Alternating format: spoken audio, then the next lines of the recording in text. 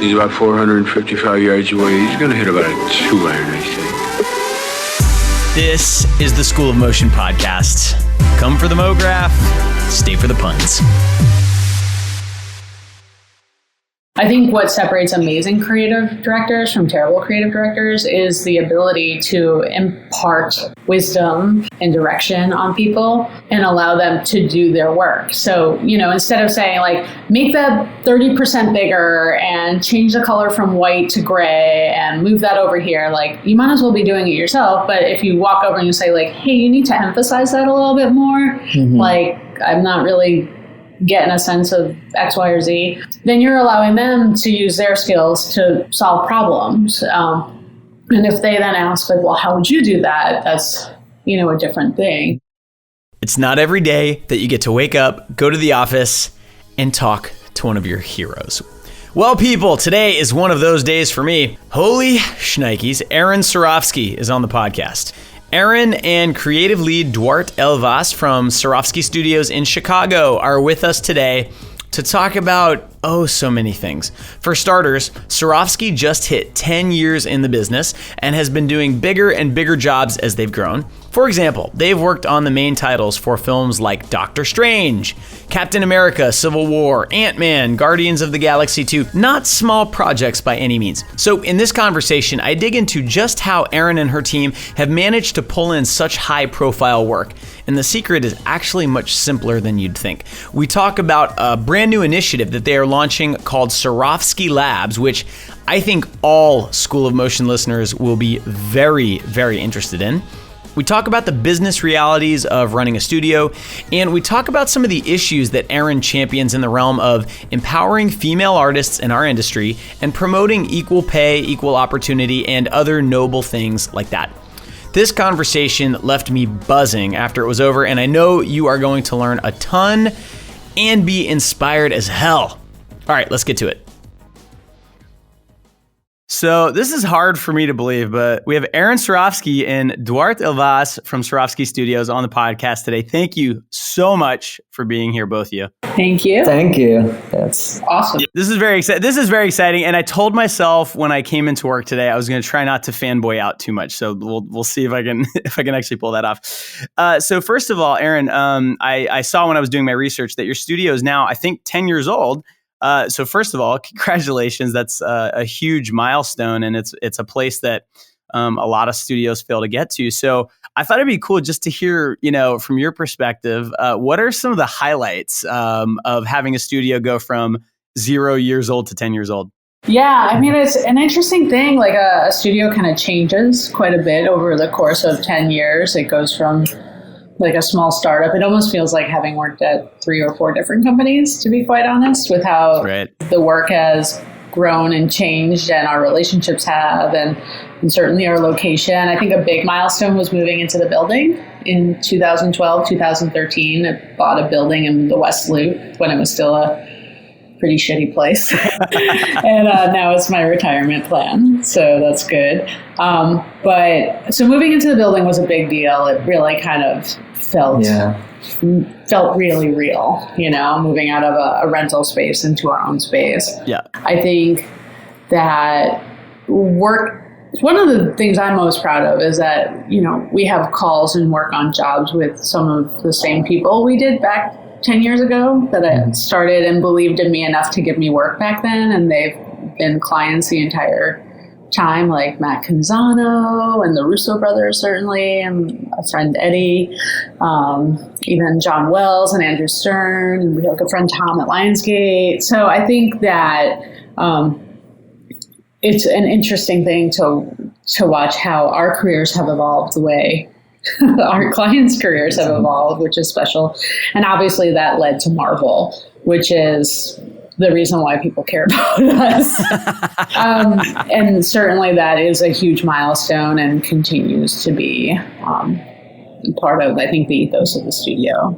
Yeah. The opportunities. Hopefully Stream Labs. Yeah. It's really a new milestone and a new way of us engaging in the community and all of that. Perfect. And we're going to talk about that in a few minutes. I have a quick question about the building because I found your personal website, Erin, and you had this really cool time lapse of actually gutting and building out your studio.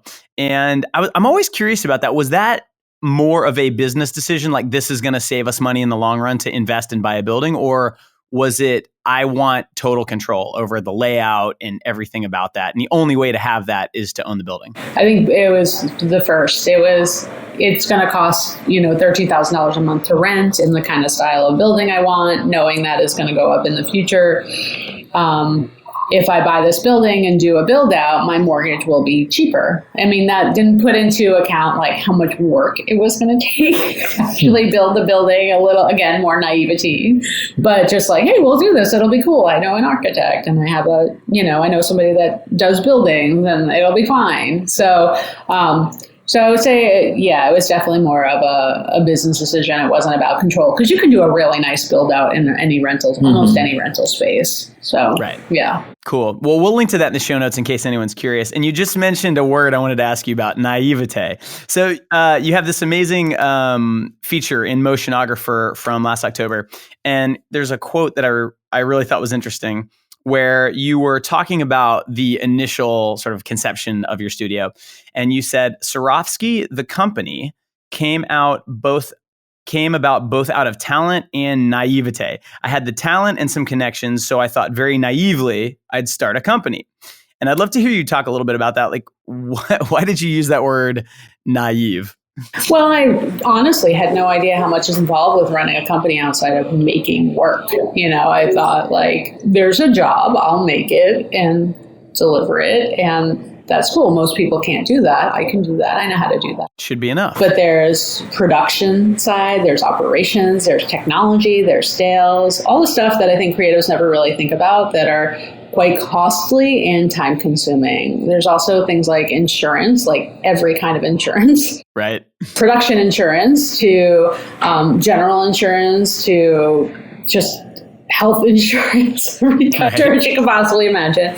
Payroll taxes, billing, invoicing, bidding, tracking, estimating, banking, managing lines of credits, getting financials to accountants. There's like all sorts of, I could just keep going. Tell me about it. And that's not even side of things, like making sure everybody gets their yearly review and a proper raise. And, if there are issues, bringing them up in a constructive, positive way. These are things that you're just not taught in art school. Correct.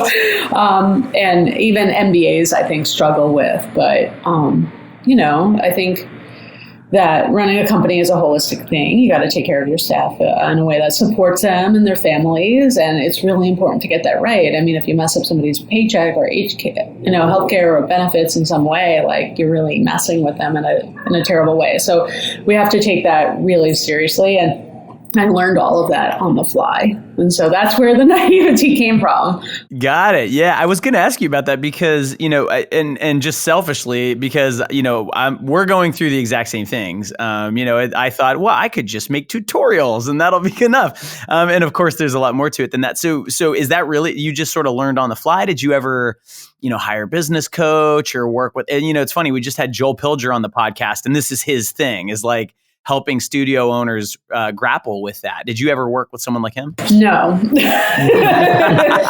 I think my lawyer and accountant were like speed dial. And what happens is your network grows. They're like, oh, well, if you're going to start hiring full time and move from freelance, then you need to talk to this person, and then they're a healthcare broker, and then they come in and they sit down and they talk to you and you get it set up and you go from there, and then 401k, and then it's just like everything is just a little bit at a time, which was, I can say, it truly grew organically. It wasn't like I just opened an office and had millions of dollars flowing through the place like immediately. It was pretty kind of slow growing, and that's really how it worked. But everything was just a reference, meeting somebody, having my core two people that then kind of introduced me to other people as I needed. Yep, that all makes sense. And I wanted to ask you about the name because, now 10 years in with Marvel title sequences on your portfolio, and you've spoken at FITSE, all these sort of things, having the company named Sarofsky, it seems like hilarious. It was fate or something. I was going to use a different word, but that is hilarious. But in hindsight, I mean, like at the time, were you like, you know what? I am just so confident. I'm going to name this after myself. And the reason I ask is because if it was me, I'd be thinking, well, this could be great because if it does really well, then it's, it's like I'm a name brand. But if it goes poorly, then there's going to be a headline somewhere, Zorroski goes bankrupt. And right. So what was the story behind choosing that? I didn't have a name. I didn't know what I wanted to be. I was considering opening a company and somebody was like, we have a job for you. And so I needed a name. So it's called Sarofsky because later on, if you want to change it, you could just do a DBA, which is called like a doing business as. And so It really is not a big deal to change it. And, like I'm not a Weinstein, so I'm not too worried about. You're not going to get hashtagged or anything? Being associated with like absolute horrible behavior. Right. Unless like hanging out and sitting on your couch and watching bad TV is a crime. But yeah, so I think the thing was, it was just necessity. It happened out of immediate necessity. I think, we've seen so many companies have terrible names. I just didn't want it to have a bad name. And so I didn't want to like rush into a decision.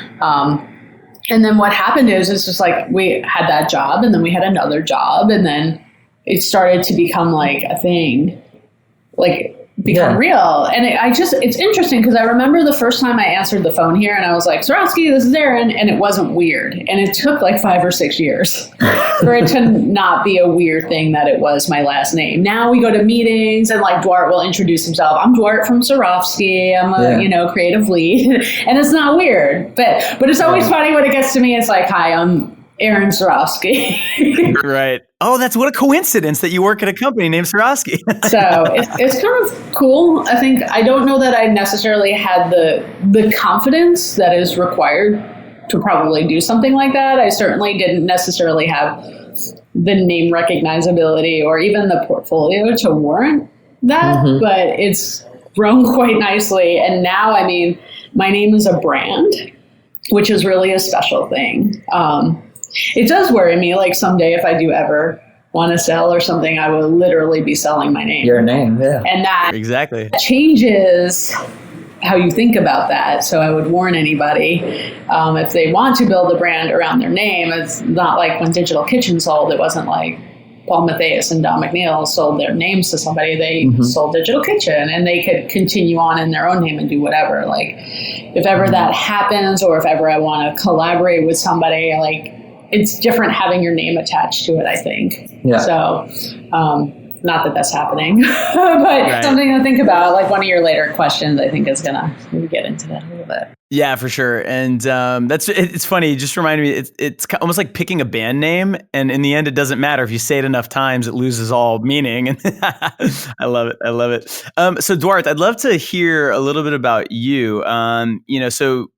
First off, why don't we start with how did you end up working with Erin at Sarofsky? Because, I can remember ever since since the studio came onto my radar, it was like, oh, okay, that's one of the coolest places that would be like a dream gig for me, if I lived in Chicago. So how did that end up happening for you? Well, yeah, you can say it is kind of a dream come true. I first heard of Zorroski at a conference where Erin was speaking.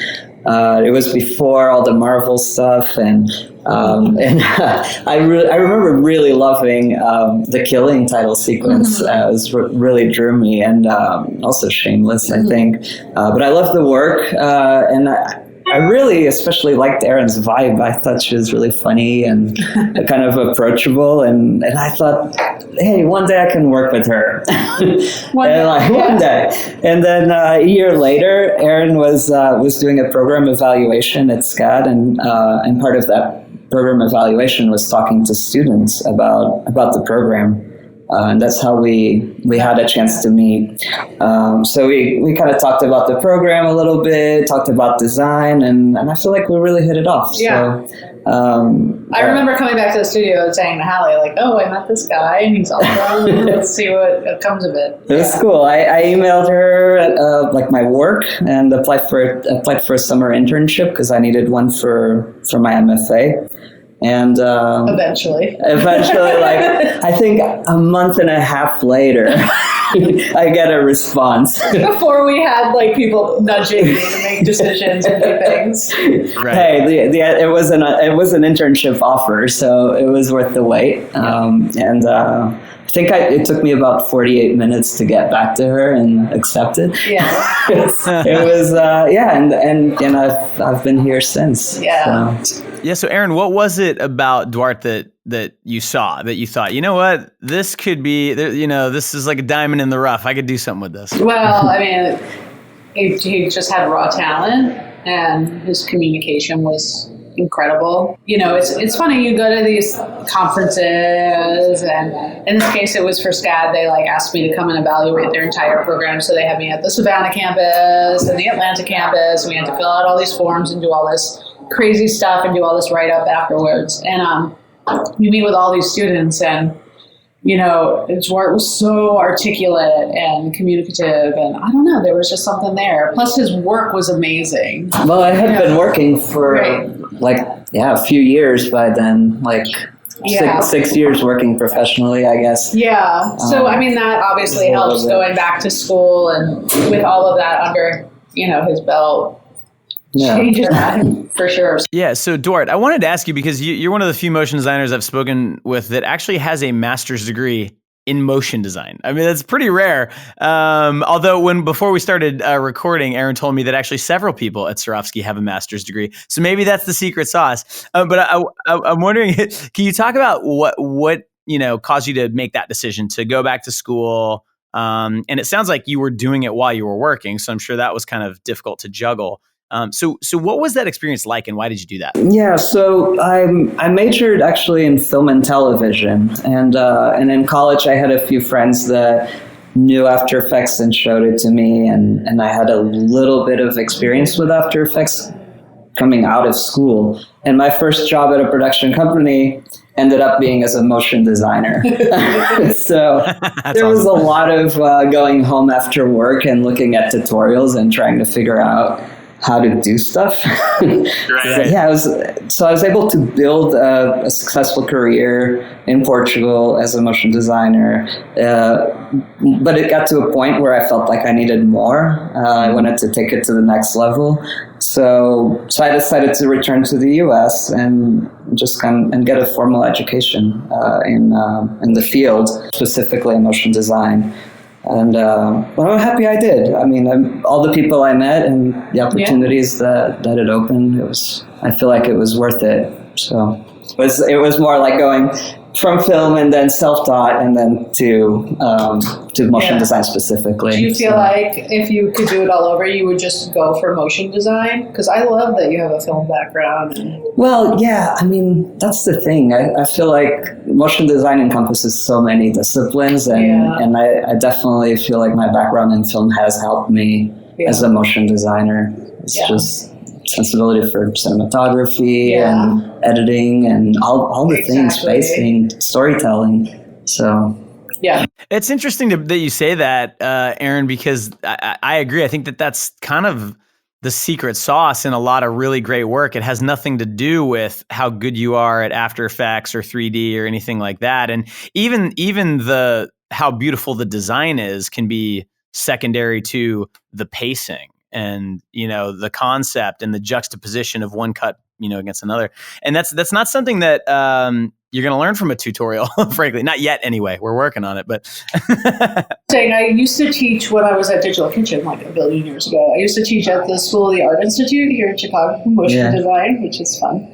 And one of the assignments I would give is to take a track of music and to edit with just colors, just like solids, to the music. So it's basically you're just cutting. You could do maybe a cross dissolve or something like that. Because I really wanted these kids to understand, or students to understand, that just with the pace of something and working with the music, you can create a beautiful piece. It doesn't have to have all these crazy transitions or really require any skill at all. You just have to understand editing. And so it was probably one of the most important lessons I taught all year. Yeah, when you restrict everything else. And you're just changing a solid and you go black to white, black to white. Now maybe you're working with grays. Like, it was really kind of a cool, interesting assignment. Yeah. That's brilliant. I'm going to steal that. I'll give you credit though. I'll pay you a royalty. So this segues very nicely because obviously, you know, Erin, you've got a teacher inside of you in addition to an artist, and Duarte, like, you know, you've obviously you've studied and you've learned this stuff and you really have a strong grasp on it. And so now Sarofsky, the studio, Ann Sarofsky, the person, is doing something very, very cool that I'm trying to think. I'm sure other studios are doing stuff like this, but you guys are doing it in a big way.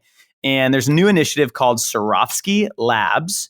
And I'm just going to let you can just go ahead. Let me just throw it to you. Just explain to everybody what it is. It's a series of motion design workshops that happen every month. Yeah. And they're weekend long, very small, 12 people workshops. And each week we're covering kind of like a little discipline, so to speak. The first one is going to be design for motion, which doesn't actually entail any motion. It's just making boards. How do you communicate what this will be once it's in motion? That's a big part of what we do when we do style frames and pitches and things like that. So that's the first week. Second week, big one for us is main titles. How do you take a look at a show and come up with ideas and then pitch them to show producers and directors, and like, what is that like? And people are very, very curious about that. And then we go into just like 3D in motion for design, and just like all these different producing is one of them, because I feel like actually this is probably a big opportunity for you guys, but the real hole in the industry at large is creating producers out of school. I think, you know, a lot of people fall into producing through other methods, but I think, you know, it's kind of a weird thing to say, but like that person that's always organizing the group and getting the equipment and planning things and like, you know, just like really good with schedules and really has a passion for the craft, but might not be like the best at animating, like that is your producer. Person that loves the medium and is super organized around it, but doesn't necessarily know exactly where to place themselves in the field. Usually those are the producers. And so I think like identifying those people a little bit earlier and getting them on a track, because there's so much involved with producing. I mean, you heard me talk about like operations and, you know, bids and schedules and all of that. Like having a strong producer is probably one of the parts that makes this place so successful. So we decided like, let's do a producer lab as well to get people open to it.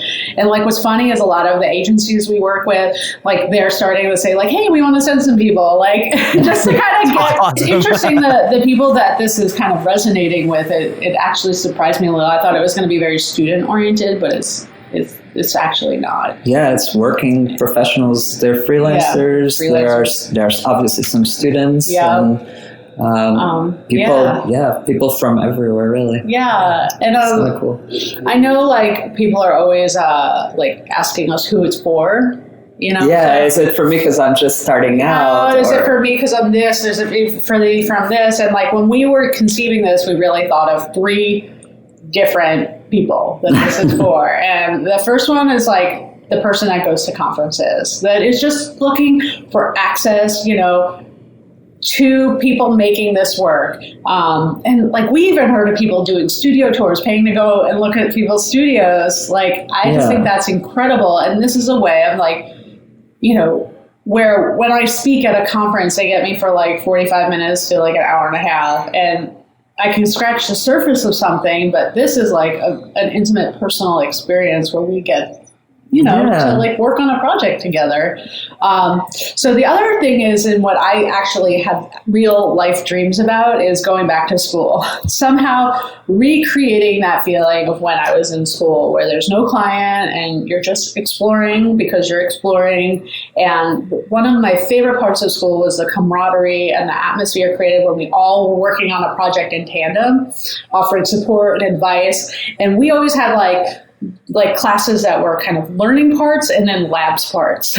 So this is the labs part. This is where we're all just kind of working together in the same room, kind of feeding off each other's energy. So like a nice design jam, for, if you want to say. Exactly. It's kind of just an opportunity for us to be creative without, 10 levels of approval and just making cool stuff. Making cool stuff, exactly. And then lastly, we thought it would be, I talked or filled out an interview from you guys from School of Motion, and we've done a couple other things. And I was thinking this would be a fun supplement to an online education. Because people are coming out with all of these skills, but having never maybe been in a real studio, they don't necessarily know how people have things organized, or this could be just a good weekend or 2 weekend dips into something just to get a sense so that they're not walking in cold.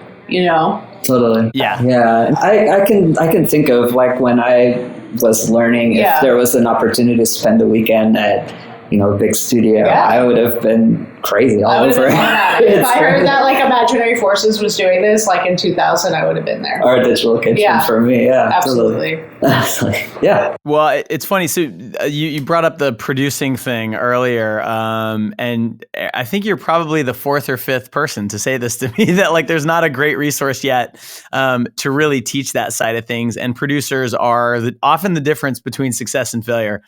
So that's amazing that's one of the things you're offering. And I just want to make it super clear for everybody. These are in person at Zorroski Studios with Erin Sarofsky, and I know Duarte's involved. I'm assuming other members of your staff will be leading sessions too. I mean, this really is kind of like a dream thing. I will probably take one of these at some point. I would love that. Yeah. So in terms of who's leading these workshops, I think each workshop is kind of built around specific core talent here. So while I want to be at all of these, I don't know that I will be, because sometimes I have to go on a shoot or something like that. But if I am in town, I will be here and working.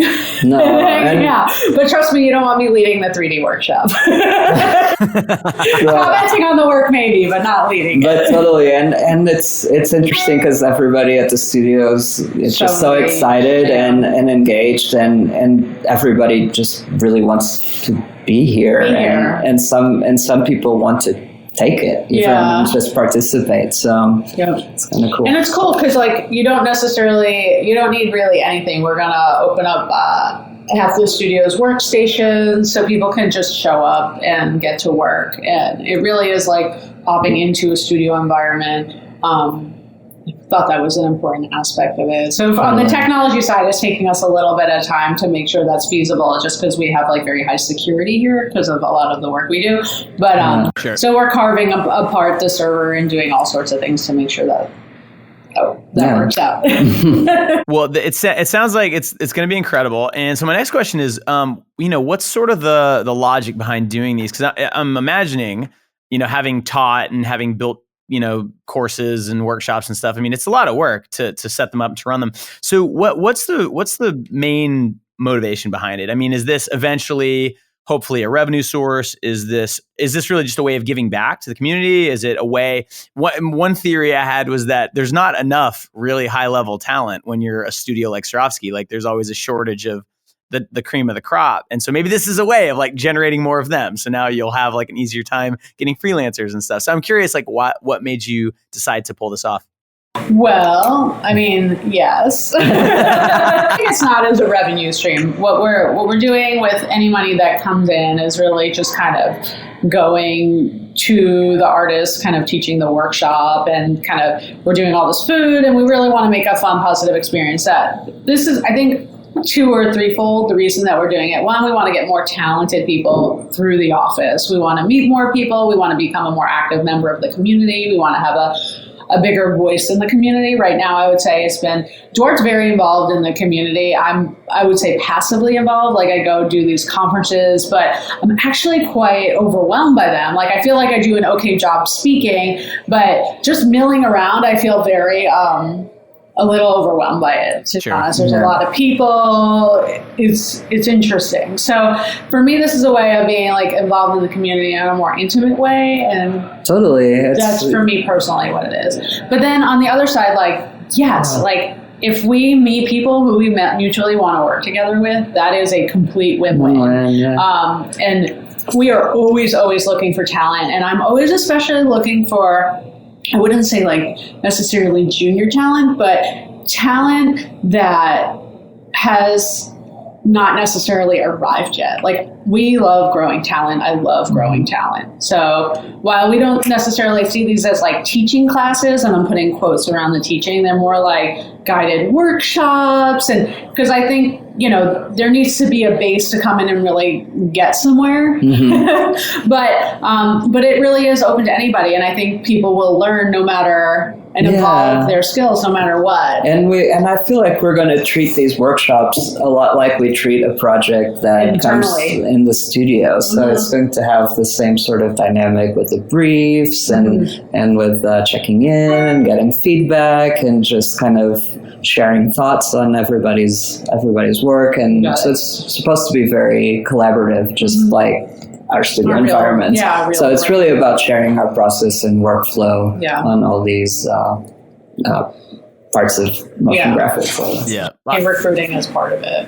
Well, I think our students are going to absolutely eat this up, because I mean, you know, right now we're very focused on building that base, you know, like of technical competence, core creative competence, and then this sounds like the perfect opportunity to then go try these skills out, you know, and see what you can do with some guidance. So one of the questions I'm always curious when I talk to creatives like the two of you that do really high level work is what, you know, when you meet junior talent, and you say they're raw, but you can kind of recognize there's some talent there, but it's not quite polished. What do you mean by that? Like, what actually are they lacking at that point that needs to get better before they can, you know, lead a project for Zorroski? Well, leading a project, that's time and experience. Let's lower the bar then. Maybe I jumped ahead, but like, I mean, even just doing like style frames or something like that. Yeah, I mean, first, certainly any level can contribute on any job, whether it's a Marvel job or, you know, a social media kind of get it out in a couple of days kind of post. I think we can talk about talent and skill set. I think there's other really important things. That's organization, dependability, and ability to collaborate. Yeah. Those are absolutely essentials. And that, by the time they get to us, is not something that you can really teach. That's like at that point, it's like personality traits, and either they've been taught bad behaviors in terms of organization. Dependability is really important. Are you going to show up for the people around you? Nobody's on a team of one here. Our teams range from like 3 to 4 people to like dozens. So everybody's sharing files, and it's okay to get it wrong, to mess up, to not put something in the right place, to have to like kind of retract. But do you do that every time? And do you learn from it? Or do you learn from it when we talk to you and show you? So those 3 things are, for me, probably the most important. And then I feel like if there's even like seeds of talent as a designer or as an animator, which by the time they've been through a few courses and some animation tutorials and a couple of years in school, you could really see, like, on the design side, I feel like it's pretty it's about taste and typography, fit and finish, things like that you could tell in like a poster design. And so just, you know, 5 nice pieces, even if they're stills, like I could tell if somebody's got it or not. Absolutely. And also, like, when you look at a reel, is like seeing if they can discern the good work from the bad work. So like, it's why are you showing that one when you have that one that's so good? Right. You know? Like, show me 15 or 5 amazing seconds. It's better than 45 seconds with one nice piece, because I'm wondering, like, do you know that one piece is amazing and the rest is kind of garbage? Because that's what you expect when you're in school. Like, even when we look back at our like schoolwork, you know, once you hit senior year and you're doing those projects, your work from junior year is gone. It just doesn't hold up. So you got to be able to discern the good work from the bad work and not be attached to it, which is another important aspect of what we do here. Just because, like, I think when you're in school, you have comments from your peers and your teachers, but you don't really have to do what they say. Right. Here, when you have a client, you have to address it until for better or worse. For better or worse. And like our job is to keep up the positivity and the energy, and even if it's a terrible comment, to make it acceptable visually and make it work. You know, Tim Gunn style. Love it. Tim Gunn style. That's awesome. And so I'm guessing, like, you know, over 10 years, you've had a lot of junior artists come through and interns, things like that. And so when you can kind of identify those people that have the raw talent, but, you know, they're used to being able to just blow off their professor's notes, which, by the way, that is so true. It's like scary how true that is.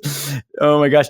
So what do you find is a good way to help them grow and level up in those areas? I mean, do you actually kind of sit down and sort of consciously lead them through it, or do you just kind of throw them in and just let them get beaten up and then recover and learn from it? Like, is it trial by fire? Well, we've tried a bunch of different things here. We've actually had active conversations and tried things here with like little mentorship things, and I would say it's a little bit of both, but mostly fire. Yeah, we actually put junior talent right in. Yeah, like, and here's a job. Here's your part of it. Check in with me in 2 hours. And I think there's a sense of responsibility that comes from that. That comes from that you don't get with the hand holding. Yeah. So obviously, you know, we're thoughtful about how we. We're not going to give people work that, one, if they don't do a good job on, that is going to be make or break for our job and for our clients, right? But we also make sure that it works with, I think, the kind of work that they've been doing. We're very thoughtful about the work we give, but we do like it to be a little bit aggressive in terms of, okay, this is your responsibility. This is what you're doing. Here's all your things you need. Absorb it. Come get us. And I think people, after talking to a few people, they really appreciate just feeling like they're part of the jobs right away and the team. So it helps at many levels. Yeah, it's interesting when we bring in interns. They're actually paid and they're members of our team, and like, I don't believe in free work. So, but as a result, I want them contributing. You know? So, and not just like getting coffee. So I think it's the methodology here is like, if you're going to be here and you're going to be sitting on a workstation, which we don't have that many of, you're going to be a contributing part of this. That's really cool. I mean, I can tell that nurturing talent and retaining talent, which is a whole other thing sometimes, that's really it seems like that's something that you focus a lot on. And that brings up this other quote that I wrote down from the Motionographer article, which I thought was really cool. Talent is our biggest expense. And for me, that's where the money should go. Not for the cool address and fancy couches, but for the people making the work. And I'm wondering if you could just like elaborate on that a little bit, because, you know, obviously when your studio grows to the size yours has, there's a lot of ways you can blow money, right? Like things get really pricey. And so like to have that philosophy and to really live by it, what does that mean at Zorroski? Yeah, I mean, I think you could just look at how we break down our budgets. Minimally at the very least, 60% of any budget somebody spends here goes to talent. Like you have to get on screen. You have to see the money on screen. Like that is what they're buying. That's what they're paying for. Now we do have a nice studio. We have all like nice things going on, but like at the end of the day, that's like kind of all paid for now. Mm-hmm. But it's it's just important. And then out of probably the other 40% that remains, probably at least 20% of that goes towards technology. You know, just having internet, having backup internet, having electricity. Electricity I wouldn't necessarily consider technology, no. but it kind of is if you really think about it. But I mean, like workstations, software, like even like online tutorials, which we subscribe to, all this stuff like really, really adds up, and so. So that becomes like a big part of our budget as well. And then we go to overhead, which is rent/mortgage. Right. And, I would put electricity in that. Insurance goes into that.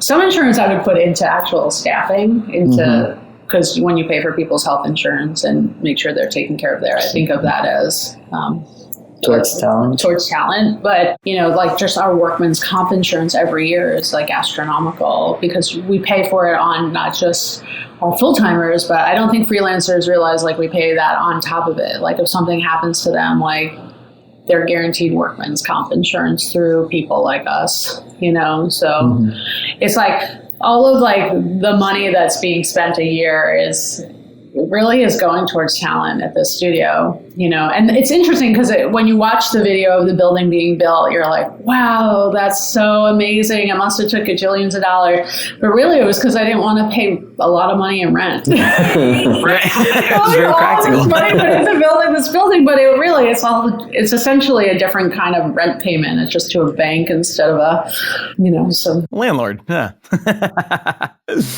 Gotcha. Well, it's really cool to hear that. And I think that that's something that, a lot of studio owners and people who are thinking of starting studios should really hear, because, when you're a solo freelancer and you daydream about the studio, maybe you're daydreaming about like the really cool office with a roof deck and, a kegerator or something like that. And maybe you'll get all those things, but really the first thing you're going to have to do is pay some really talented people, probably good salaries to do your salaries, work. Yeah, for sure. I want to talk a little bit about, like the pre-Zorroski, the studio. It's really awkward to like sometimes like be clear about what I'm saying.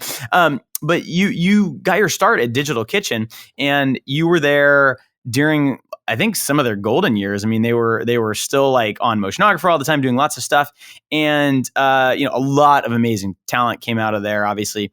So I'm wondering, like, what lessons and sort of habits did you develop there that you've taken to Zorroski? And I'm sure there were also things that, maybe worked for Digital Kitchen, but when you started your company, you thought, I'm going to leave that because I want to do something different. Yeah, it's interesting, because Digital Kitchen's still around, but they're a much different company now. Right. And I'm still close with one of their owners. What I will say about my time at Digital Kitchen is there were a lot of positive and negative things, like all swirled into one.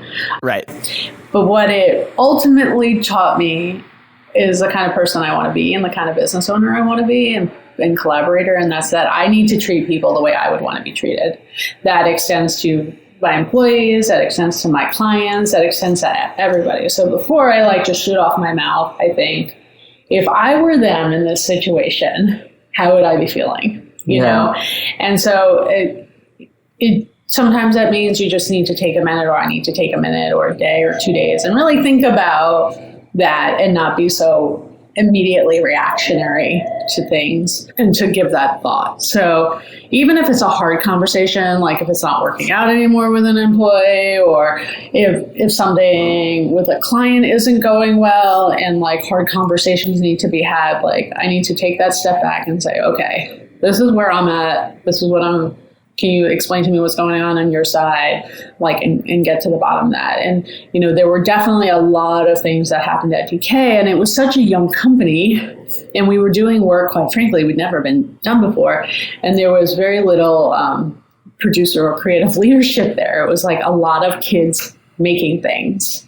It was kind of bananas, especially in the Chicago office. The Seattle office had a bit more in terms of on the creative side leadership there.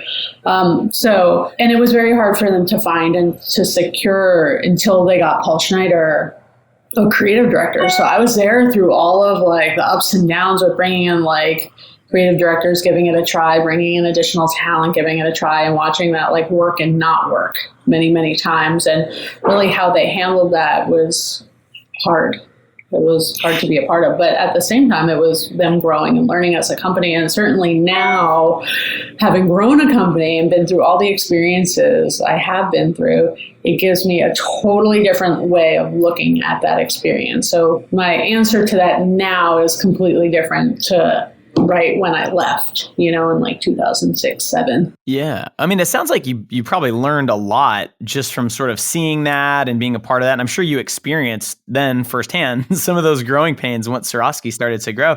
And, one of the hardest things I think for people who start studios to figure out how to do is to let go and to let other people do it, especially if you yourself are good at it. So I'm wondering what that learning curve was like for you, learning to trust other artists to do the work.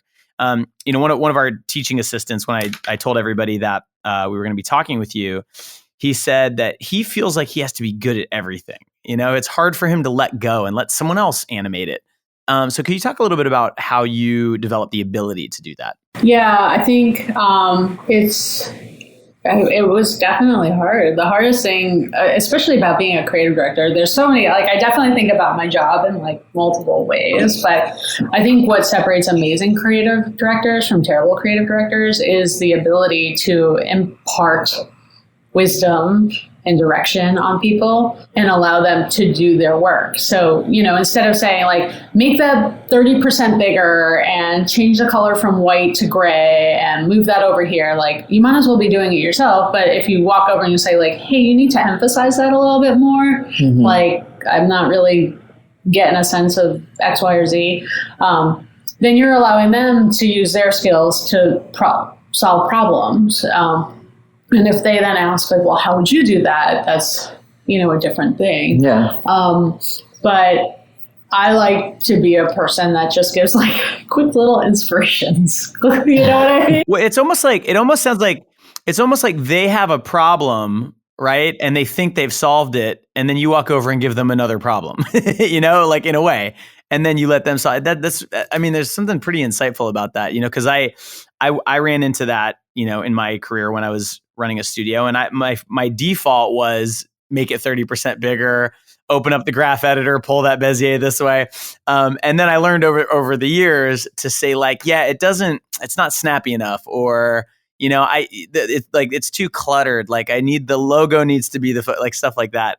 That's good to hear. But also saying taking a step back, the client said this in the last round. Have you really solved that? Or have you created new problems? Or what are the new problems they're going to be seeing? So I think one of the things I'm good at doing is being able to kind of anticipate a little bit of what clients are going to say and to kind of pre-solve for that. Knowing, of course, a client's job is to make comments every time you send something until they run out of time and money, So there's kind of that whole aspect of it, but it's basically keeping the quality up and allowing people to have ownership over the work, both the client and our artists. Everybody owns it. Everybody feels attached to it. And that's what you want at the end of the day. Everybody to feel like without them, this wouldn't be as amazing as it is. Right. Yeah. It just takes time to learn that. So, that's kind of, that's a very Zen sort of business lesson that, that you learn over the years. And I want to dig in a little bit deeper with your actual business practices. Because one of the things I've noticed, especially since we've started, being in touch with each other, is just how incredible you are in your company at doing PR. This is not something I'm used to seeing and getting press releases and things like that, and really well, written, targeted emails. It's very effective. I'm fully on board with it, but for some reason, it feels almost old fashioned in today's sort of social media world. There's studios springing up where their marketing strategy is Instagram, or Dribble or something like that. So I'm just curious how your studio approaches the outreach and the marketing side of things. Is Sarofsky also doing the social media thing and trying to do the bottom up approach to getting work? Or are you pretty much from my side, I see you being very targeted and very direct with people you want to get in touch with? Mm-hmm. Okay, so there's a couple ways first of all, we think of PR as sales. Mm-hmm. So when you do that, a different kind of respect level. And so we do have a person, Roger Darnell, who does our PR for us, who's quite amazing. And so when we have a specific project to talk about, he targets who we think might be interested in it. Obviously, if it's a main title, maybe it's something Variety is interested in. If it's a a piece for like a P&G product that's kind of fashiony, maybe it'll go to some cool French blog. He's very, very good at identifying like where to send releases and how to talk to people and all of that stuff. And we take a lot of time in crafting those releases and talking about, what's special about each project. I like to keep in touch with people and create personal relationships. That's how I built my business. Like there's probably 3 or 4 clients that legitimately built this business that I've connected with over the years and work with. And I feel the same way, like on the PR side, once you meet somebody and connect with them, like you develop a personal relationship with them and then it becomes a friendship, that goes all the different ways. And this community is really not that large. So I think that that's an important aspect of it. Duarte's really, really good at that, especially in the Chicago community, which is great. But I think at the end of the day, why we consider PR sales is because it takes people a certain number of times, and I think there's actually metrics on this, that they need to see your name in order to have the confidence giving you a job, Right. And that's for new people, like in the industry that, they'll see Buck 1,000 times in all the blogs and all the places. They'll see, you know what I mean? They just have to see your name a few different times in a few different places. I mean, same to send you a reel even and wanting to work for you or with sides. You. Yeah. Yeah. It's sales not just towards clients, but also sales towards recruiting talent and getting in at schools and to career days and things like that, both sides. Yeah, that's really, really smart. And so on that sales side, obviously like the outbound approach, sending out press releases and emails and things like that, that makes a lot of sense. Does the studio also do sort of, modern social media marketing and try and get lots of Instagram followers and get work that way? Or is that just kind of a different thing? Well, I mean, we've definitely, we are of different minds here about Instagram. Because I feel like for me, Instagram is about imparting company culture. Absolutely. And I think that's an important part of like selling towards people that we want to work here. Like it is completely, we do have that many birthdays when you see people with cakes. Like it's very strange how much, for being a small studio, how many birthdays we have here. Birthday every week. It seems like there's a birthday every week. So we always take a picture. We always have dogs in the studio. I just got a puppy. So people are literally just showing up here to hang out with the puppy. And they see it on Instagram. It's kind of a hilarious thing. So for me, that's what Instagram is about. But we have been adding a little bit of work here and there to it because it's like, well, maybe we should use this as a way. But to me, like that's what our website's for. And that's a little bit old school right? In terms of things. Like you said, dribble, and I looked at Duarte and I was like, what's dribble? Like, should I be admitting this? Should we be on dribble? Should we be on dribble? What the fuck? Well, dribble's old now. No one uses dribble anymore. I shouldn't even said it. It's a whole thing, Like, I remember when like Vines were a thing. Yeah. Oh my God. So funny. Like a 5-second animation. Who do that? But I think it's really interesting, and I'm glad to, frankly, to be honest, I'm glad to hear you say this because I think it's really smart. I've never thought about using Instagram in that way, and I think that that's really smart. And there's a lot of interesting things I'm kind of picking up from you and Duarte about the way Sarofsky runs, which it's a very mature way of running a studio. You put as much effort into locating talent and building them and retaining them and all of that as you do actually trying to get work. And a lot of times it's backwards. It's like a lot of people put so much effort into marketing, but in these kind of like low friction, easy to do, I'll make an Instagram post, rather than doing the hard work of researching and reaching out and building relationships. And so on that note, I want to talk about relationships some more because you've said that word a bunch of times. At the beginning, when we started talking, you said that one of the things you're proudest of, one of the highlights, is that you have clients that you've had for 10 years, like the life of the studio. And it's funny because you mentioned the Russos, right? They directed... did they direct Civil War? Or did they direct Guardians of the Galaxy? They did Civil War. They did Winter Soldier. Winter Soldier is when we started Marvel with them, and Civil War and Infinity Wars. Yeah. So I was going to ask because, you know, so when I told our team that we were going to talk to you, the most asked question was, how do you break into the world of these feature film titles? And I'm sure you get that all the time. And you answered it right in the beginning. You have a relationship with someone who's in a position to like let you pitch on that. So can you kind of talk about, I mean, maybe using them as an example, how did that relationship start and turn into this insane opportunity to be doing gigantic title sequences? So definitely tag this section because if anybody listens to anything, they should listen to this story. Yeah. Because it's one of the most important things, because you never know who's going to be what, when, where, why, or how. So right when I opened the studio, had an opportunity, we got a call to go Community, a television show. They were having a problem with their main title, and they were calling in like basically every main title designer they know to come up with options because they were out of time and all that. And I happened to be in LA at the time, thank God. And they were like, the next, can you come in tomorrow to meet with everybody? And I was like, yes, of course, I'll come in. So it cut to the next day, like it's a movie, right? Like I'm talking through a screenplay, reading a screenplay. And me and my producer at the time, it was like an hour and a half from, and you always go a little early. So we were having pizza at Mozza, which is an amazing restaurant in LA. And we're sitting at the bar, and the producer calls, and he's like, again, this is the next day that we're about to go in. He goes, so I'm just curious, do you need anything for your presentation? And I go, presentation? What presentation? You're giving me a download. He's like, oh, okay, I'm sure it'll go well. Oh, God. Jake. And Jake is still a good friend, and we work together all the time. So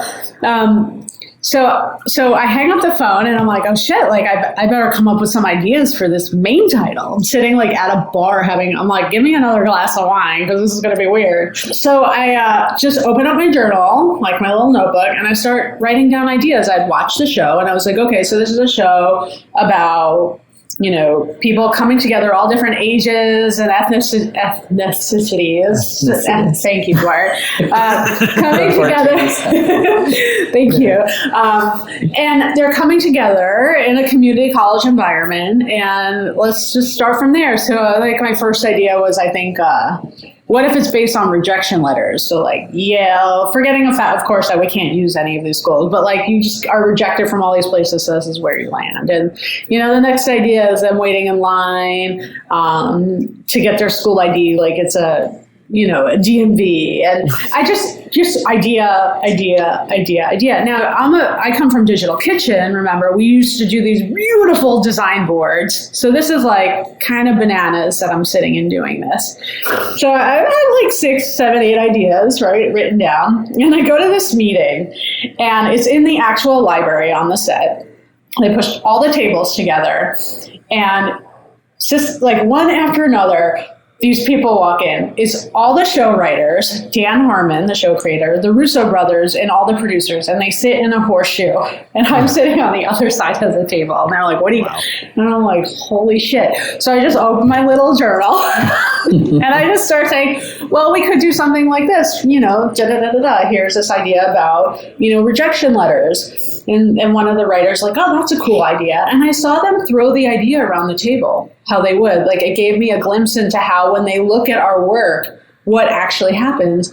And the idea seemed like a good idea. And I'm like, oh, they're liking it. And then somebody goes, yeah, but it's based on rejection. And even though our, cast, they're like kind of rejects, they still lift each other up. This is a place of acceptance. Mm-hmm. So doing a main title rooted in rejection is not appropriate. Right. And so then I saw the idea deflate and fall apart, and I was like, okay, next idea. So I just went one idea after another, and they really loved the cootie catcher idea. They felt like, yeah, it's an extension of 13th grade. It's something you would do with like a big pen, and I kind of made one there, and it they could visualize it. It was like a really interesting kind of thing. And so they were like, okay, go board that. Make a storyboard out of it, show us what the narrative would look like. So I did. I went, back to my house that night, and I actually made the cootie catcher and took pictures of it. And it would be something like this. And they were like, great, you got the job.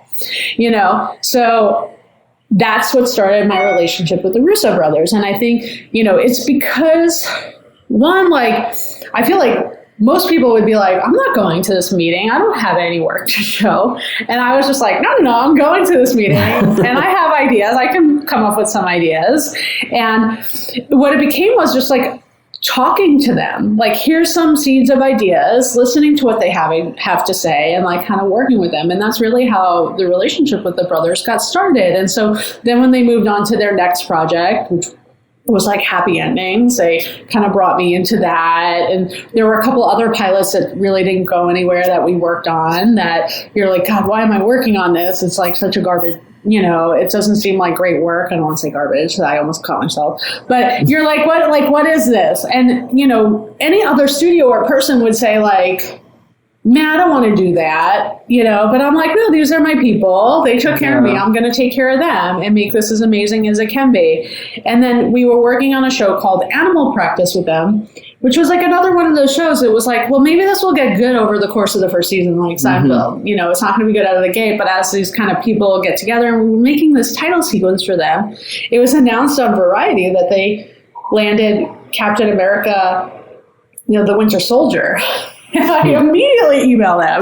I'm like, I am so happy for you, but I am more happy for me. Please do not forget your girl when it comes to main titles. It's like a dream come true to work on one of those jobs. That's amazing. Yeah. And so they were like, of course, but it worked out, not to be that simple because Marvel has certain kind of guidelines with security and this and that. And like, we'd never worked with them before. So they really had to, I don't know if the word is insist or just say like, give them a shot. You know what I mean? Like really stick up for us or tell them. And, since then we moved right into Ant-Man and then Guardians. And then, so we met all of these other amazing directors and obviously the executives at Marvel that kind of keep us in the mix.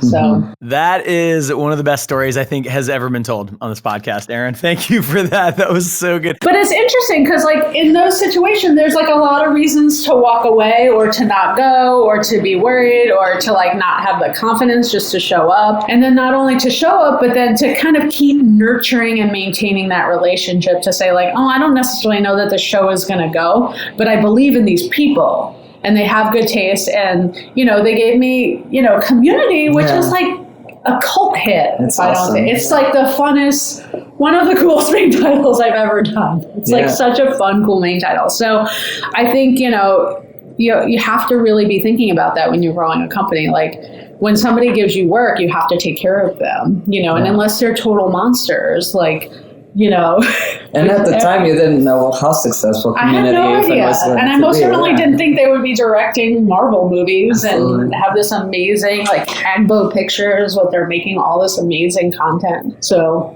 yeah. That's awesome. So I'm going to ask, I have a couple of questions about specifically doing title sequences. So I've never worked on a feature film, anything.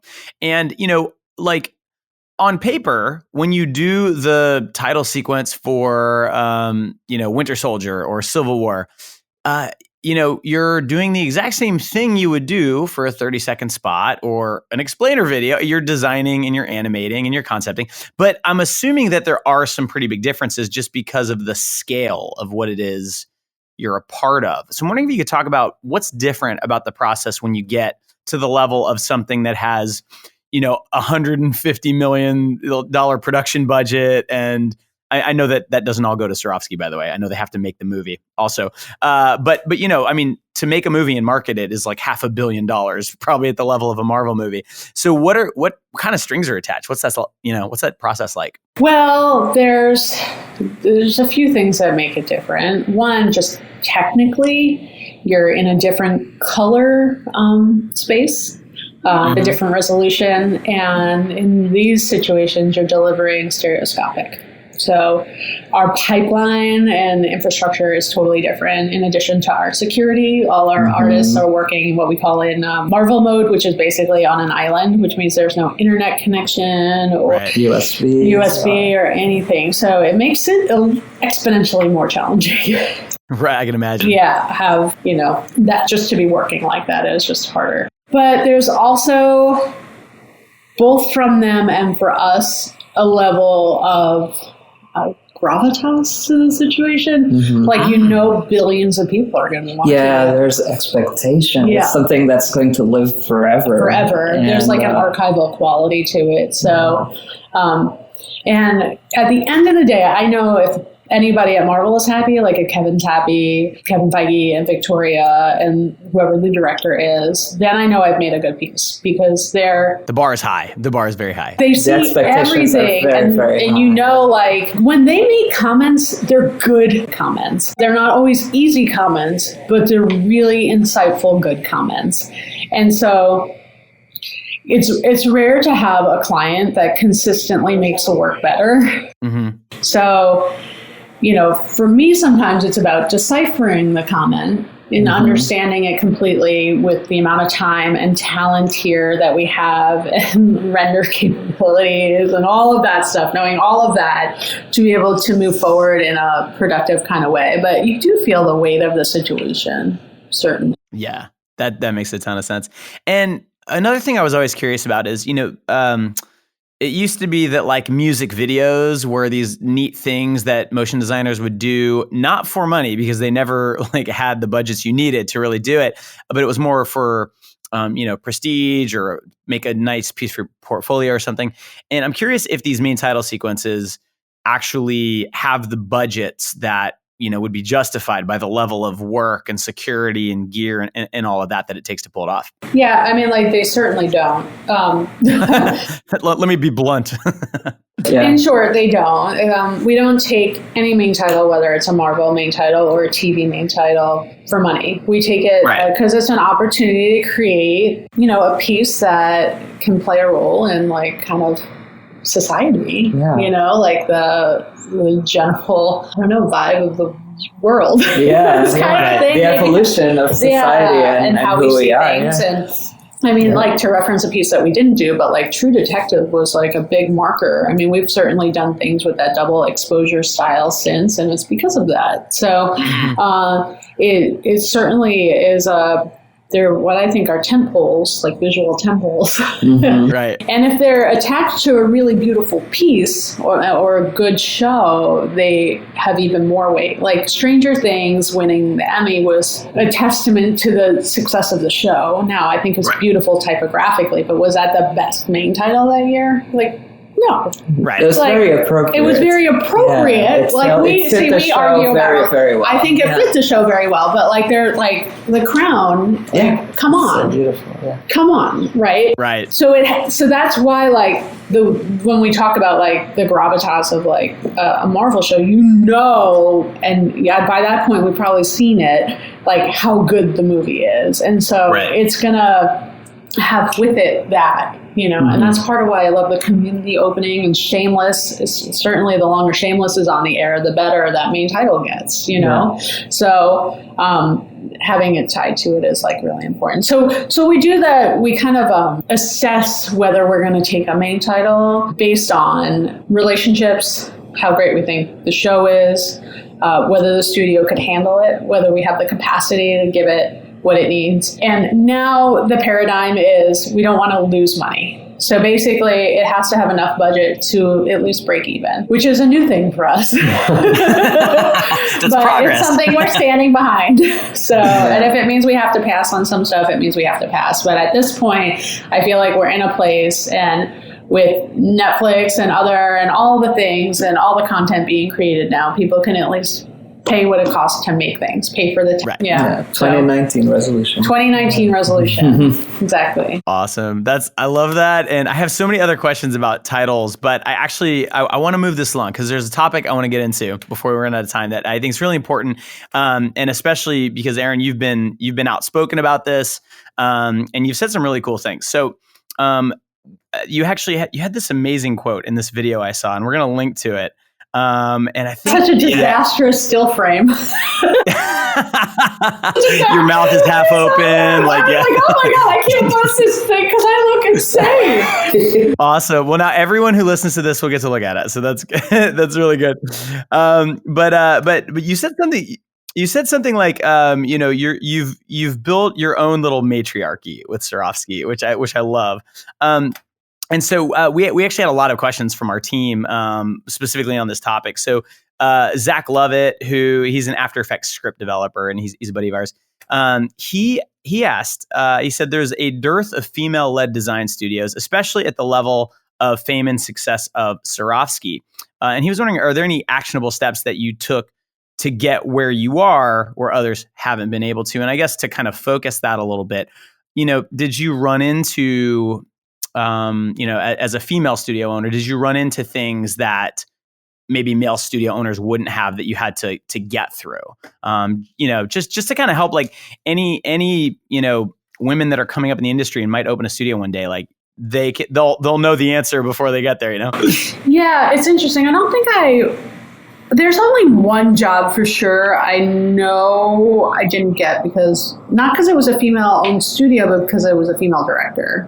They just felt more comfortable with a guy. It was like guy's guy thing. But I think, the interesting thing about business and just I think people in general is people feel comfortable with people that remind themselves of themselves, right? Right. It's, I think, a natural thing that when you're hiring somebody, you are hiring somebody that reflects to you all the qualities about yourself. And if you're a white dude with, all the certain sensibilities and things that make you laugh a certain way, it makes sense that you would be naturally attracted to hiring somebody like that. Sure. So, and I think that goes the same way when you're hiring a director, and I think that makes a lot of sense. So I think as,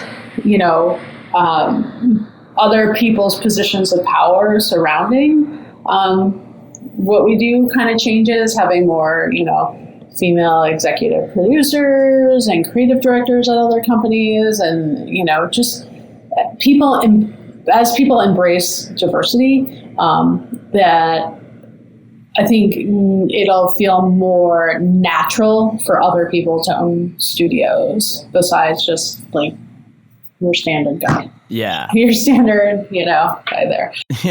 your standard bald white dude with a beard, which yeah. So let me ask you this, because that is a very, very good point. And the tension that I see, and it's not just in our industry, obviously, like it's everywhere, and it's just we're more aware of it now, is that on the one hand you have people saying, well, I don't really care what, if someone's male or female. I don't care, what their native language is, what color their skin is. I just want to hire the best. I just want to work with the best. And then you raise an excellent point, which is that we all have this bias, that we're not probably aware of, where we're tribal and we like to be around, it's comfortable for us to be around people who are like us. So do you think that because there was another question someone asked about what are some steps that you think the industry could take to sort of help, promote diversity and give everyone equal footing. Do you think that this idea of intentional diversity is kind of the answer? Yeah, I think making an effort to hire people, talented people that are different than you is important. And it's really simple. Being like aware of the bias is the start to solving the problem. Absolutely. There was a point at which I looked around a couple of years ago and I was like, there's a lot of guys here. Yeah. And I'm that's ironic. I'm going to make more of an effort to hire women. Yeah. And not just like producers or studio managers or things that maybe naturally, but artists. And it's true that it's not that difficult now. When we go out on trips to schools and see the ratio between male and female designers, it's probably 80% female now. And I think that's going to reflect in the future of the industry because everybody's going to be working. So I think, yes. Yeah. I think a big difference between men and women just in general is men are better self-promoters. Women are more apt to say, oh, it was a team effort. Like there's less making like websites surrounding. I was like probably one of the first people to make like a motion graphics like website where I started putting my work up. And And I remember doing it as a way of like archiving and just for me personally be able to look through my work and to reference it and to blah, blah, blah, blah, blah. And it like caught on. Mm-hmm. And then Justin put it on the cream of the crop list. And it was like, oh my God, people know who I am. It was an accident. I wasn't promoting myself. I wasn't looking for a job. I was just doing it as a way of like, again, being organized and like creepily OCD. You know what I mean? So, yeah. But I think guys are very, very good self-promoters and good at acting in their own self-interest, way more than women are. Women are more about, of course, this is like a generalization. Sure. So I think in general, like if that's just, again, a generalization and not true at all, like every single moment of the time or for everybody, but I do think like there's something kind of natural that happens there, why kind of men rise out of that. Mm-hmm. And sometimes women don't, because they're not going to necessarily put in the time to making this big, amazing website around themselves and do this whole thing. So, right. And, you know, I've noticed that too. And I've heard other people say that, you know, I mean, for example, Paul Babb, he's the head of marketing for Maxon. He said publicly that when they ask female artists to come out to, say, NAB to present, you know, it's harder to get a yes because there's just something. And so I'm curious, like, you know, and I say this too as someone, I have 2 daughters, and I'd like to think that, like, you know, the way I'm raising them, I'm going to give them all the same confidence that they would have if they grew up to be a 6'6" linebacker, right?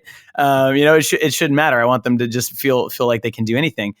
Where did your confidence come from? And like, why do you think that there is this sort of general, you know, in general tendency for men to feel more comfortable than women promoting themselves? I mean, God, I'd love to talk to like some kind of scientist stuff about it, because I don't really know. I mean, I definitely had a happy childhood, and my parents always encouraged me to do literally everything I wanted. Like, I was like, I want to go to space camp. They're like, okay, go to space camp. I want to take these art classes at blah, blah, blah, at St. John's or at Parsons for the summer. And they're always like, okay, I have no idea what that stuff cost or anything. They just were doing it. You know, I just said I wanted to do something and they were figuring out a way for me to do it. So I think I never felt limited at all. You know, I always felt encouraged. And, you know, I was never one of those people, like I would, you know, when I was in college, I applied to do this, you know, work study thing in Germany with the Bauhaus, and I came in second, and I was like, well, they're lost. You know what I mean? I was just kind of like one of those things. Like, I was just never put off by rejection. And I don't know if it's because I was raised a certain way. I guess I always just was able to kind of breeze through it, you know? And if you just look at all the boards that we present and all the work in general, like, at a certain point, you learn it's not about you, it's about other people when they're making the decisions. Like, you just do the best you can. And if it works out, it works out. And if it doesn't, it doesn't. And there's always been something better that's come when something goes away. Like that one job that I was talking about that I know I didn't get because I was a female director. 2 days later, Marvel called with Captain America, Winter Soldier. So I was like, oh my God, how would I have done both of those things? You know, at that time, it wasn't a huge studio. So I was like very grateful that I wasn't working with a bunch of sexist assholes. Right. But you know what I mean? It all worked out. So things, I just tend to see the positive, and I don't know if that's something you could teach or if that's like an innate thing. I wish I knew more. But yeah. I do think a lot of the confidence also comes from your experience. Yeah. I mean, I think people out of school, I almost hope they're not too confident. Yeah. I think the humility is like a quality that we also look at. Yeah. And because the will to learn, I think we're always learning. And I think that after having experience, you naturally become more confident about who you are and your work. Yeah. So And I think like there was a point at which we realized design's an opinion. Once you kind of have hired all the people you have with the right skill set and you have your skills and you know you could do it right and do an amazing job at it, at a certain point, like people are hiring you for your opinion. And so if they don't want to take your opinion, then it's like hiring a lawyer and then not following their advice. Like you can do that. We'll see how that works out for you. You know? Yeah. Yeah, it's you're right. I think this is like a whole podcast episode with like a psychoanalyst or something. But so I want to get a little bit more ground level with this too, because there's kind of the overall thing of trying to overcome like our own biases and stuff like that, and also trying to make it okay for men and women to both promote themselves at like equal levels of aggressiveness. But then there's another great quote that you had from that video with the really weird thumbnail. You said it in this really interesting tone too. You said pay inequality is definitely a thing. And you mentioned that you actually had some experience with that, where at one point in your career, you found out you were being paid, I think you said half of what a male counterpart doing the exact same job was being paid. So I'm wondering if you could talk, you can obviously like omit details and all that, but I'd love to hear sort of, a little bit about that story. And then to make it really tactical for our listeners, like, when female artists are negotiating salaries, you said that they generally don't push back as much. What would you tell them, Well, I would say do your research, know what you're worth. I think a lot of times women come in and accept what they're told and kind of use that as a place to negotiate from, where guys come in with probably 20% higher than the position allows for, and they start from there. Usually women start from like a pretty realistic place to start with. So I appreciate that as a business owner, because that's about where I want to land, and that's nice, Yeah. So usually negotiating with a woman is a little bit easier, and not necessarily because we're going to wind up in a air quotes cheaper place, but a more realistic place where sometimes with guys, like I just have to be like, that's not what we're doing here. And so the interesting thing is with the past experience, when I found out a coworker was making twice as much as me, I think it was, then I went to the business owner and I was like, this is completely unacceptable. And they were like, okay, well, we'll give you a little bump. And I was like, it's still completely unacceptable. And they were like, well, you have two options. You can either accept this or you can go. And I was like, okay, I accept. I mean, it was kind of one of those things where now, being in the position that I'm in now, negotiating salaries, I could see how a company could wind up in that situation.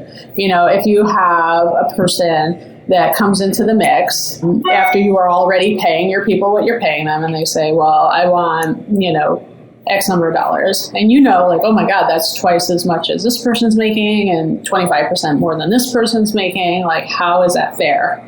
But you're like, well, this guy's really good and it'll be a test. We'll see. Let's see how it goes. Maybe they'll be worth it. If they're not, we could just let them go. Like, let's see. And I think that's kind of what the situation was where I was working. And of course, it didn't work out with that person. They eventually let them go because they were not worth the money. But I do think that as a person now hiring people, I'm super, super hyper aware. So like if I'm hiring a certain level position and I know that the rest of my team is making, a $5,000 to $7,000 spread or something like that based on where they are in their pay cycles and, in terms of their raises based on the time of year they came in, I know that there is no way I can pay this person outside of that, and if it means I have to let the person walk and take a job somewhere else, then that's just what I have to do. Because there is absolutely no way that I, Erin Sarofsky, am going to overpay for a position because it is completely and totally unethical for me to run my company like that. And so there are plenty of people that I have been interested in hire that I've made offers to that have wanted outside of that scope, and it has always been a guy, that I've said, I cannot go that high, not based on that title and that position. And then they were like, well, if you're not willing to even get closer to that, they thought it was like a negotiating goal. Like, well, well, maybe halfway, and then that'll put me at like the absolute high end of what you're looking to spend. Well, yeah, but then it puts me out of the scope of what everybody else is making, and that's not fair, Right. And so where somebody else might go, oh, it's on the high side, but let's give it a test and see. I'm just like a solid no. Yeah, I love that. And I don't think I've ever heard it put quite that way, that it's actually kind of unethical to overpay someone. You'd almost think like, no, you're being really nice to them, and hopefully they're bringing the value back. But that's really fascinating. Interesting. And to me, like, I found out that, and I was on the other side of that. I mean, great for that guy who was making twice of what I was making, but I was the one actually doing the work and winning the jobs and producing the jobs, and then I wasn't even compensated to that level, and it just was incredibly demoralizing. So, I don't expect that people here are necessarily talking about their salaries, but if somehow it comes up, or I know that everything's going to be okay because we are completely on the up and up about it, in terms of whatever it's making and how it all fits together. So, well, first off, thank you, Erin, for like talking about all that and being honest about it. I mean, these are conversations that, frankly, we've been having more and more on this podcast, and I'm really fascinated by it. But I also think it's really important to, everyone kind of do their part to try and do right by everyone. I mean, I think one cool thing about motion design is that, in general, right, pretty much everyone's on the same page about this. Like, I haven't ever met someone who's said, nah, you know what? Men should be paid more than women. And so I don't think that there's like a conscious effort to do that. I think it's these systemic things. And having, frankly, I say this a lot, having role models like you, a female studio owner who's been really successful and puts her money where her mouth is, that goes a long way. And there may be a lag where it takes 10 years, until I know you've worked with Alexis Copeland, so I was going to bring her up. The Alexis Copelands open their own studios. And, they embody the values that they kind of see you living up to. So that's really awesome. And I only have a couple more questions because I know the two of you are super busy. You're probably doing something really cool after we're done, much cooler than being on a podcast. I wanted to maybe it's not. So one for the meal, one for the real. So maybe today is for the meal. So there was another quote from the motionographer piece. And in that, you were asked, what's next for Zorroski? And this is a question that I always find really fascinating when I talk to people like yourself who have, you've, quote, made it, right? Like, you opened a studio and it didn't go out of business. And, you have this great team and this great culture, and you've done Marvel title sequences. Like, what else is there? So like you said, personally, I've achieved a lot of the goals I've set. And that this is a question you've been asking yourself a lot, what is next? And you've been, an artist on the box, and now you're a business owner, you're a brand ambassador, you're a personal brand. So what is it that keeps you excited to keep pushing and growing and showing up to work every day? Yeah. So it's funny because like when I hear somebody list all that shit, I'm like, wow, that person sounds awesome.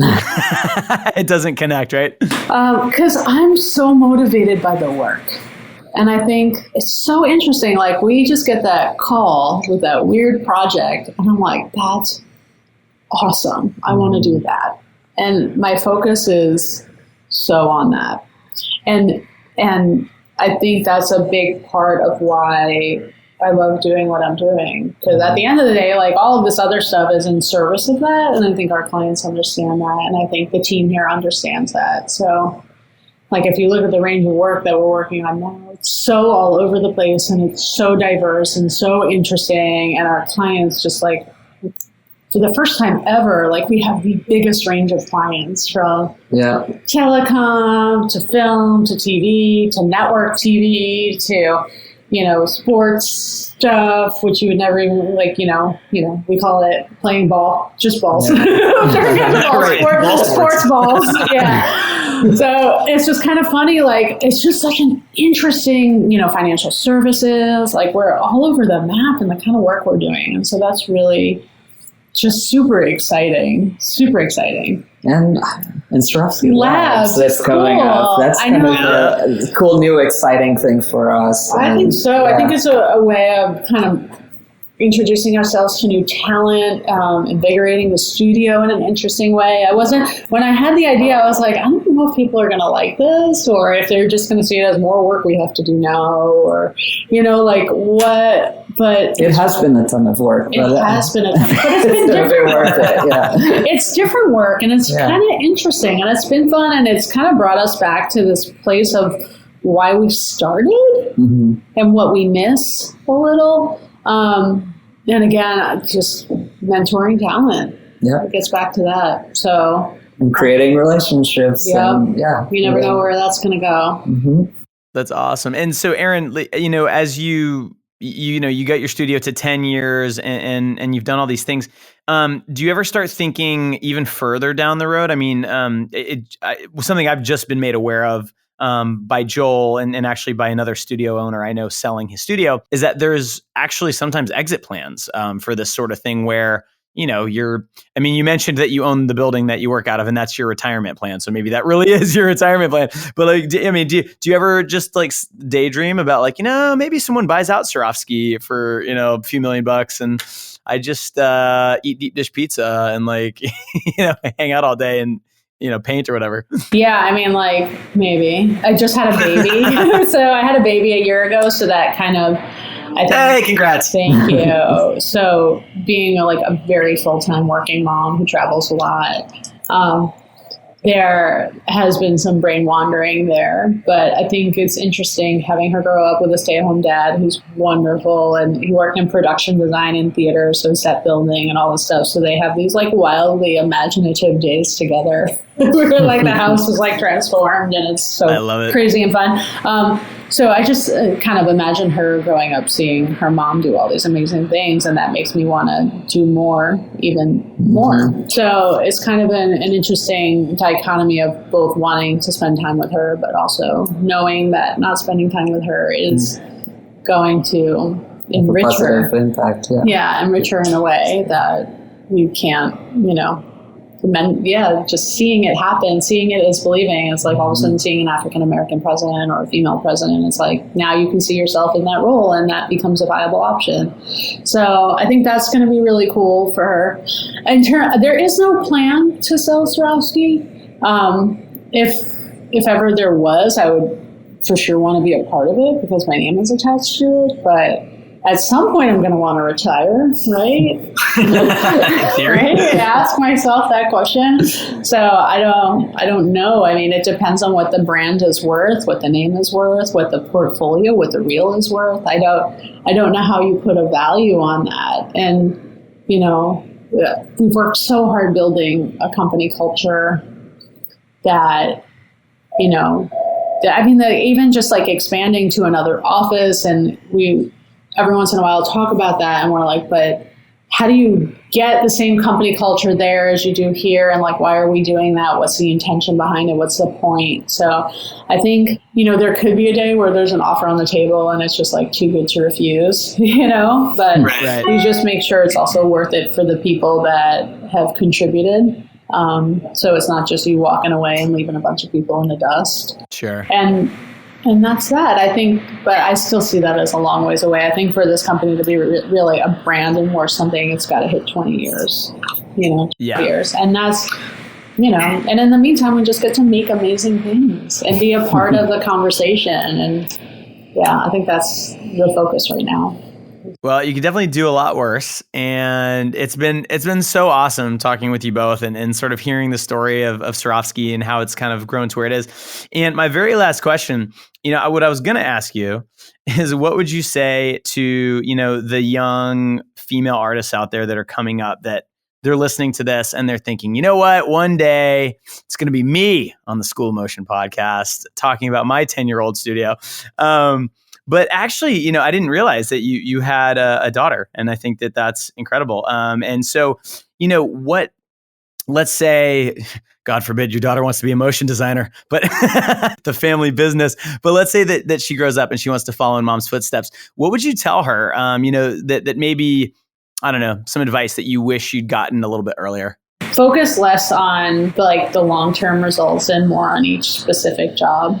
Each step and enjoy it, it's hard and challenging, but when you're a young junior designer, you're only going to be a young junior designer once. So enjoy it, absorb, ask a lot of questions. I think a big thing that I'm noticing a little bit of, not so much with people here at our studio, but like maybe the younger generation, and maybe I was like this as a kid, it's very like eye-centered. And what I've learned is the way to really make friends and to know people is to ask them questions about themselves. Find out, be curious about the world, be curious about the people that you're meeting, and learn about them, and they'll learn about you, and that'll enrich them. But to ask more questions, to be more curious and more interested. And don't be so focused on like one tiny thing. Like if she's interested in motion graphics, I'm going to be like, okay, you should also probably take a pottery class and a weaving class and learn what it is to like actually make things with your hands and finish things. Finishing things is very, very important. Because it's one thing to start and be excited when a job gets going, but the real joy comes when you deliver and get your final paycheck. It's like, there has to be joy in each part of that process, and to really kind of embrace wherever you're at in it, and to just continue to be curious and ask a lot of questions. After chatting with Duarte and Erin, it was pretty clear to me that there's something very unique about Zorroski. It was really cool to learn about the ethics behind running a growing company, the business considerations, the focus on cultivating talent. I'm really not surprised that Erin and her team have managed to not just survive, but really to thrive in a changing market for over 10 years. And I'm really pumped to see what happens with Zorroski Labs, which kicked off in early February and will be running throughout 2019 and hopefully beyond. Check out Zorroski.com/labs for all the info, and who knows, you might even see me there. That link and everything else we talked about will of course be in the show notes at schoolofmotion.com. I want to thank Erin and Duarte for hanging out and for being so awesome and open about everything. And I want to give you the biggest podcast hug you've ever gotten for being a part of the School of Motion community. It's because of you that we get opportunities to talk with amazing people like the Zorroski crew, and I hope we're delivering the goods. So let us know what you thought of this episode at School of Motion on Twitter, team@schoolofmotion.com, and we are also on Instagram now at School of Motion. I know, welcome to 2015, huh? Gary V sure would be disappointed. Anyway, that's it for this one. See you next time.